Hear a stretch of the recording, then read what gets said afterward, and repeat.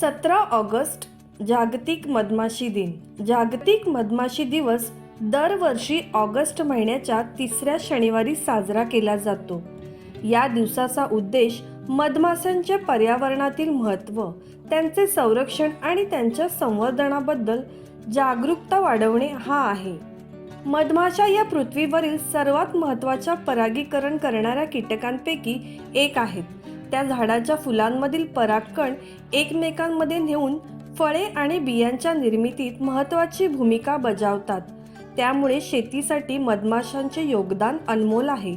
परंतु सध्या पर्यावरणातील बदल, रासायनिक कीटकनाशकांचा वापर आणि जंगलतोड यामुळे मधमाशांची संख्या कमी होत चालली आहे. जागतिक मधमाशी दिनाच्या निमित्ताने आपण सर्वांनी एकत्र येऊन मधमाशांचे संरक्षण कसे करता येईल याचा विचार करावा.